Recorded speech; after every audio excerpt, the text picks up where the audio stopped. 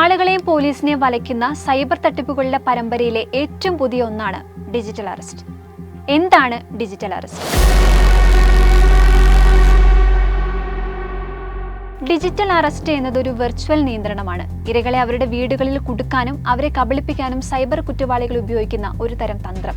തട്ടിപ്പുകാർ AI generated voice അല്ലെങ്കിൽ video കോളുകൾ ഉപയോഗിച്ച് നിയമനിർവഹണ ഉദ്യോഗസ്ഥരായ പോലീസുകാർ, CBI ഓഫീസേഴ്സ് ഒക്കെയായി ആൾമാറാട്ടം നടത്തുന്നു. ഇരകളിൽ തെറ്റായ ആരോപണം ഉന്നയിച്ച് ആശങ്ക സൃഷ്ടിക്കുന്നു. കേസ് അവസാനിപ്പിക്കുന്നതിന് പകരമായി അവർ പണം ആവശ്യപ്പെടുന്നു. അനുസരിച്ചില്ലെങ്കിൽ ഇരയെ അറസ്റ്റ് ചെയ്യുമെന്ന് ഭീഷണിപ്പെടുത്തുന്നു. ചില കേസുകളിൽ കുറ്റവാളികൾ ഇരയ്ക്ക് മയക്കുമരുന്ന് അല്ലെങ്കിൽ വ്യാജ പാസ്പോർട്ടുകൾ പോലുള്ള നിയമവിരുദ്ധ പാഴ്സലുകൾ ലഭിക്കുകയോ അയക്കുകയോ ചെയ്തതായി അവകാശപ്പെടുന്നു. ഇരയുടെ ബന്ധുക്കളെയോ സുഹൃത്തുക്കളെയോ ഈ കേസിൽ ഉൾപ്പെടുത്തുമെന്നും ഇവർ ഭീഷണിപ്പെടുത്തും. ഇന്നത്തെ ഇന്റർനെറ്റ് ലോകത്ത് വ്യക്തികളെയും ബിസിനസ്സുകളെയും ഒരേപോലെ ലക്ഷ്യമിടുന്ന തട്ടിപ്പുകൾ കൂടിക്കൊണ്ടിരിക്കുകയാണ്. സൈബർ കുറ്റവാളികൾ ഉപയോഗിക്കുന്ന ഈ വ്യാപക രീതിയാണ് ഡിജിറ്റൽ അറസ്റ്റ്.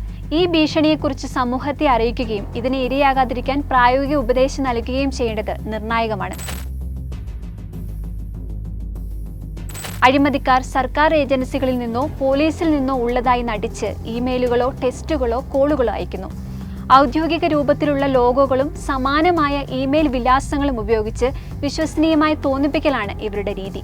മയക്കുമരുന്ന് ഇടപെടൽ പോലുള്ള കുറ്റകൃത്യങ്ങൾക്ക് താങ്കൾ നിരീക്ഷണത്തിലാണെന്ന് അവകാശപ്പെട്ടുകൊണ്ട് തട്ടിപ്പുകാർ ഭയപ്പെടുത്തുകയും ഓൺലൈനിൽ തുടരാൻ നിർബന്ധിക്കുകയും ചെയ്യുന്നു.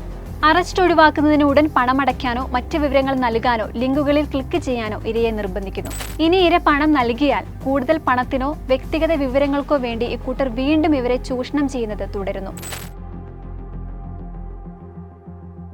അജ്ഞാത നമ്പറുകളിൽ നിന്നോ നിയമപാലകരോ സർക്കാർ ഉദ്യോഗസ്ഥരോ ആണെന്ന് അവകാശപ്പെടുന്ന വ്യക്തികളിൽ നിന്നുള്ള അപ്രതീക്ഷിത കോളുകളോ സന്ദേശങ്ങളോ സംബന്ധിച്ച് ജാഗ്രത പാലിക്കുക. സ്ഥിരീകരിക്കാത്ത ആളുമായി ഒരിക്കലും വ്യക്തിഗത വിവരങ്ങളോ പേയ്മെന്റ് ഡീറ്റെയിൽസോ പങ്കിടരുത്. ഒരിക്കലും യഥാർത്ഥ ഉദ്യോഗസ്ഥർ ഫോണിലൂടെയോ സോഷ്യൽ മീഡിയയിലൂടെയോ അറസ്റ്റിനെ കുറിച്ച് ചർച്ച ചെയ്യില്ല. കുടുംബത്തിൽ നിന്നും കൂട്ടുകാരിൽ നിന്നും ഒറ്റപ്പെടാതിരിക്കേണ്ടത് വളരെ പ്രധാനമാണ്. വീട്ടുകാരുടെയും കൂട്ടുകാരുടെയും മുൻപിൽ ഈ വിഷയത്തിൽ പൂർണ്ണ നിശബ്ദത പാലിക്കാൻ ഇരയോട് നിർദ്ദേശിക്കുക എന്നതാണ് തട്ടിപ്പുകാരുടെ രീതി. പിന്തുണയും നിർദ്ദേശങ്ങളും ലഭിക്കുന്നതിന് സംശയിക്കപ്പെടുന്ന ഏതെങ്കിലും തട്ടിപ്പ് കോളുകളെ കുറിച്ച് സുഹൃത്തുക്കളെയും കുടുംബാംഗങ്ങളെയും അറിയിക്കണം. സംശയാസ്പദമായ കോളുകളോ സന്ദേശങ്ങളോ അധികാരികളെ ഉടൻ അറിയിക്കുക.